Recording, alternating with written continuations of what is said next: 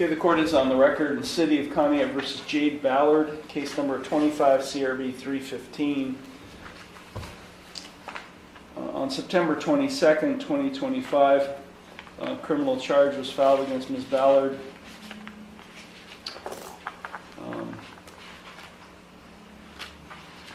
Service of the complaint was attempted and unsuccessful.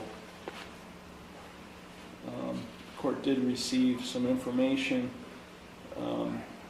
submitted not by Ms. Ballard, but on Ms. Ballard's behalf. The initial appearance hearing on the charge was rescheduled from October 7th to October 21st.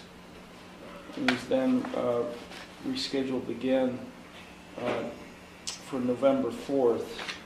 Ms. Ballard failed to appear, and so the court...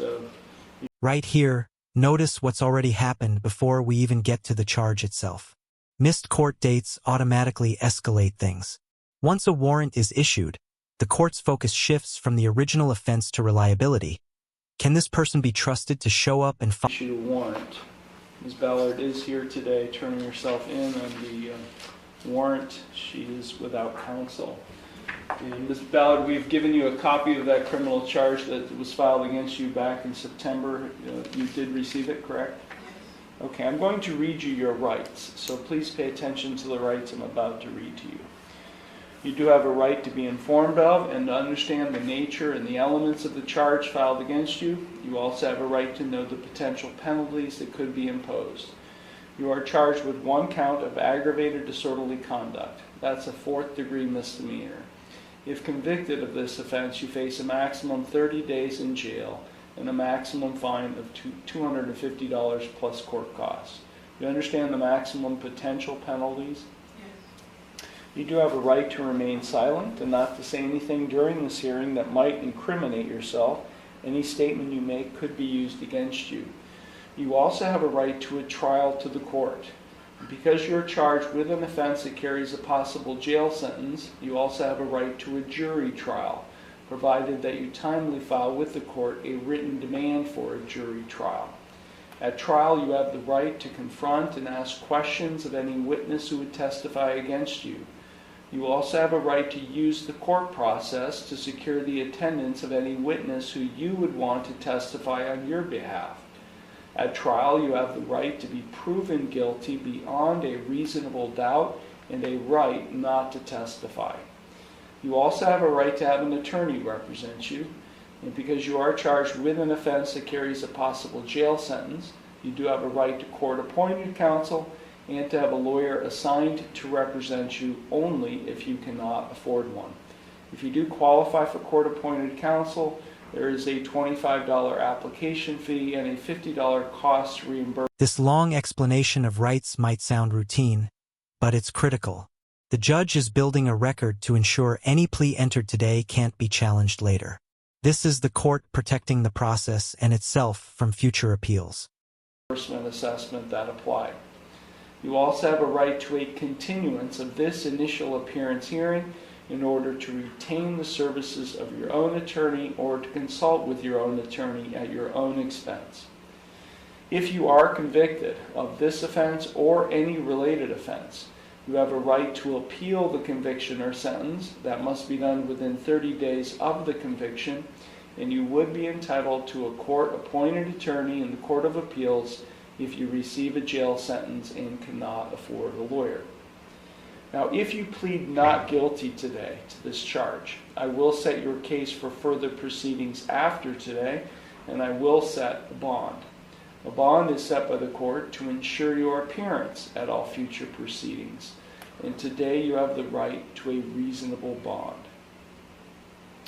I know this doesn't apply, but I have to say it anyways. If you are not a citizen of the United States, you are hereby advised that conviction of the offense to which you could be pleading guilty or no contest may have the consequences of deportation, exclusion from admission to the United States, or denial of naturalization pursuant to the laws of the United States. Well, Ms. Ballard, you have 3 plea options that are available to you with respect to this charge.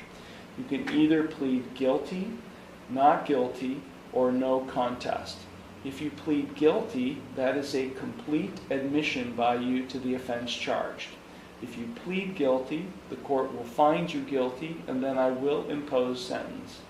The second option is you can plead not guilty.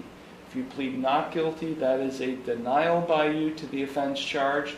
And as I said earlier, if you plead not guilty, I will set your case for further proceedings after today, and I will set a bond. The third option is you can plead no contest. If you plead no contest, that is not an admission of your guilt, but it is an admission by you of the truth of the facts alleged in the complaint filed against you. If you enter a plea of no contest, this court will find you guilty, and I will impose sentence without any evidence being presented against you.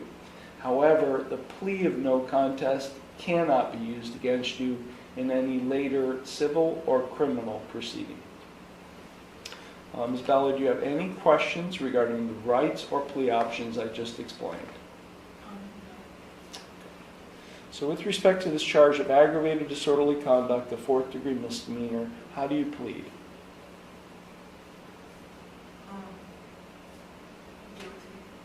This moment is uncomfortable, and for good reason. Pleading guilty while saying, "I don't remember," is legally risky. The court has to slow things down here to make sure this plea is truly voluntary and not the result of confusion or pressure. Okay.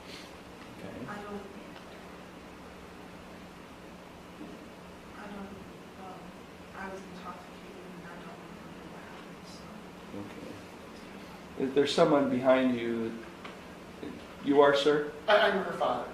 And your name for the record? Don Ballard. Okay. You want to plead guilty to doing the... Okay. I would just like to comment to the court that she's missed the previous court dates because she was in residential treatment at those times. She's been in continuously since the incident. Okay.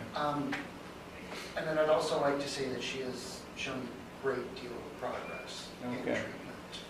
Okay. What type of treatment are you receiving? I'm in a drug rehab center. It's Adult and Teen Challenge, Ohio Valley in Youngstown. Okay.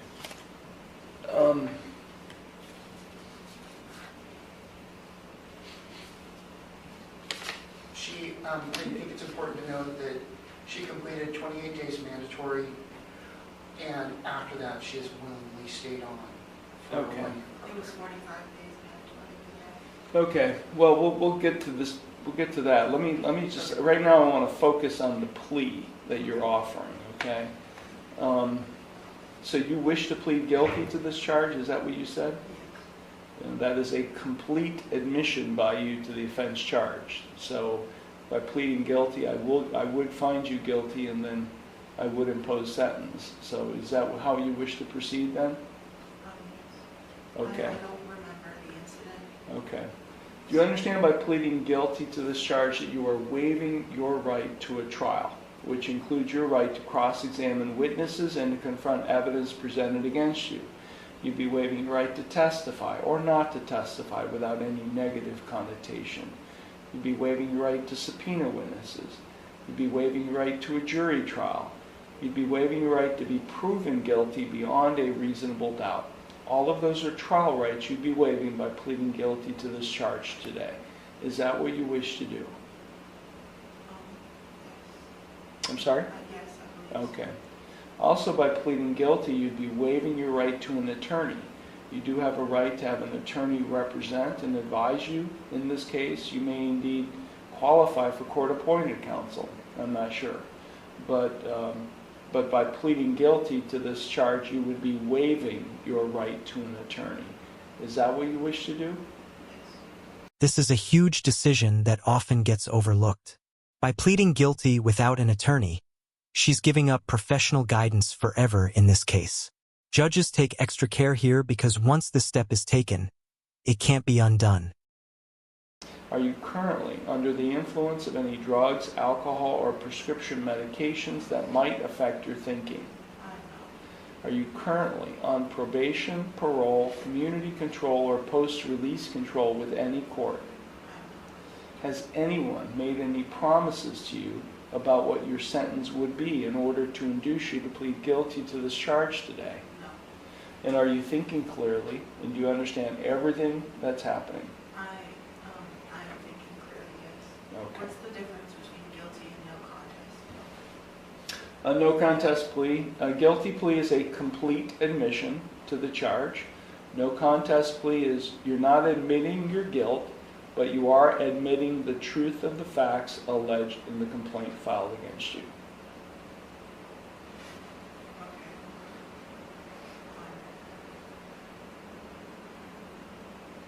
In either case, I would find you guilty and then impose sentence. Okay. I'll just plead guilty. You wish to still plead guilty? Okay. Would you read and write English for the record? I do. Okay, I'm going to provide you a document. It's entitled Acknowledgement of Rights and Waiver of Counsel.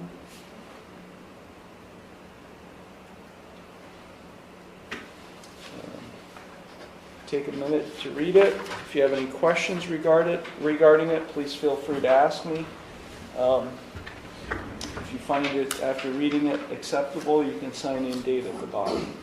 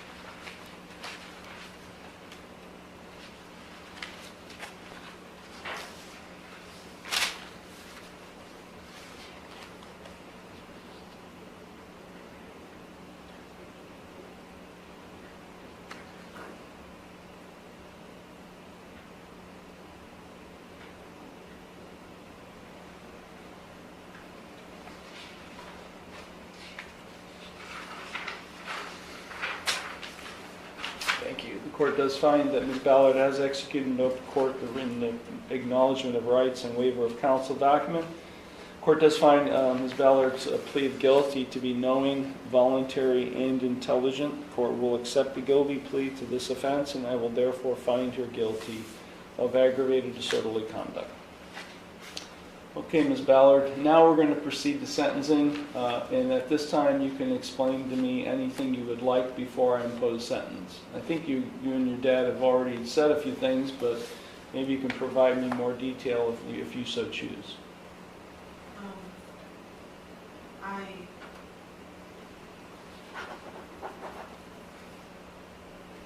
know what else to say. Can I speak for her, Your Honor? Yes. Do you allow your dad to speak for you? Yes. Okay, go ahead. The Jade that committed this offense has gone away. She went to Teen Challenge to get clean. She was using she was using alcohol heavily before. She's struggled, she's worked, she's put in effort. There was mandatory 45 days where it was locked down. She did not get a choice to leave. At the end of that, she chose to leave. She wanted to leave. Came to us in Conneaut within one day. She realized that she didn't have what it took to succeed yet, and voluntarily returned and said she would complete their, I believe it's a 12-month program, and is thriving there. She's going through the steps. I don't hear reports from down there, but from what I do hear, talking to people in passing, she's... Isle Valley in Youngstown. Adult and teen challenge? It's also important to note that this is a national organization, Yes, I've heard of teen challenge. and they've got one of the best non-relapse rates for those that complete the full 1-year program. Did you say Mahoning Valley? Yes. Where is that? Where exactly? Yes, Youngstown? Yep.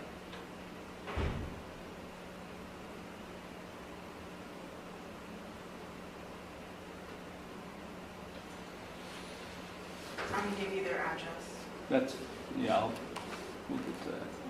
Okay, is there anything else you'd like to say? Just that I have seen Jade in the last 3 months with a clarity from her that I have not seen in several years. I'm seeing an attitude and I'm seeing a desire to go in the right direction that I haven't seen before. This is the emotional core of the hearing. The court isn't just sentencing a charge. It's weighing addiction, accountability, and the possibility of real change. Rehabilitation becomes the central theme instead of punishment. Thank you. Is there anything you would like to say as a follow-up? I'm trying my best. How old are you? I'm 22. How long have you had a problem? Since I was 21 when I could drive.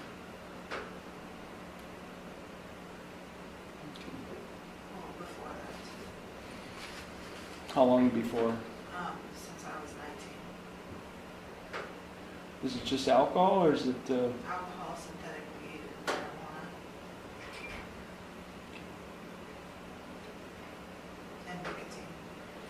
I do remember this incident because you had a co-defendant, if I recall. A what? Yeah, She's no longer involved with that code. yeah, there was another person involved Yes. Oh, yeah. at Cheap Tobacco, an incident on September 19th. I don't remember anything from that day, and Yeah. that's why I'm pleading guilty, because I figure I did. At the time of the incident, she'd used synthetic marijuana, synthetic weed. We, as parents, got a call from the police the day after the event, the incident. They asked us to come get Jade because she was just... the doctors termed it psychosis. She was not in connection with reality. From there, we got her to ACMC. She spent a week there. And then from ACMC, we advocated for her to go to Team Challenge. Okay. Do you feel like it's helping? I do, yes. Okay. She How had long- her- I'm sorry. Sorry. How long have you been sober now? I've been sober since, I have 26 days, 27 days. So would it be the date of this incident when was the last time you used? Yes. Okay. I'm going to suspend 30 days in jail. You're not going to have to go to jail for this. I'm going to place you on unsupervised, non-reporting probation for 5 years. You're to have no further criminal offense for 5 years. I'm going to order as a condition of your non-reporting unsupervised probation that you successfully continue your treatment at Adult and Teen Challenge in Mahoning Valley in Youngstown. You're to comply with all recommended course of treatment there, and you're to execute any necessary releases for our probation department to monitor. I'm ordering you not to purchase, possess, or consume any alcoholic beverage or drug of abuse or any pseudoephedrine product, or go into any bar or liquor establishment for a period of 5 years. I'm imposing a $100 fine and court costs. I'm advising you of your right to appeal, of your right to appeal without cost, of your right to have counsel appointed on appeal without cost, of your right to have documents provided you necessary to file an appeal without cost, and of your right to have a notice of appeal timely filed on your behalf. Okay, so for 5 years, you're just going to be on non-reporting probation. You don't have to show up, you don't have to meet with anyone, you're just going to be on probation, which may, more or less, you have to be law-abiding for the next 5 years and stay out of bars or liquor establishments. stay drug and alcohol free, and continue your treatment successfully at Teen Challenge. If you violate any of that, you do face... And here's the takeaway. This sentence looks lenient, but it's actually a long test of discipline. 5 years of sobriety and law-abiding behavior is the condition. So what do you think? Did the court strike the right balance between accountability and compassion? What we call a probation violation. And if you are found to have violated your probation over the next 5 years, you do face up to 30 days in jail. Or I could move you from unsupervised to supervised, or reporting probation.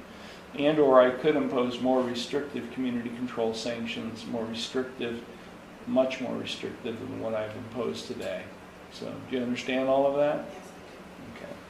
Total fines and costs are going to be somewhere in the neighborhood of $300. The clerk will give you the exact amount owed at the window when you leave the courtroom. How much time do you need to pay that in full? do. I'm not, We will help you and you can pay us back. okay. We'll pay for her. And today? Yes. Okay. Thank you. Okay, Ms. Ballard, sounds like you're on the right road.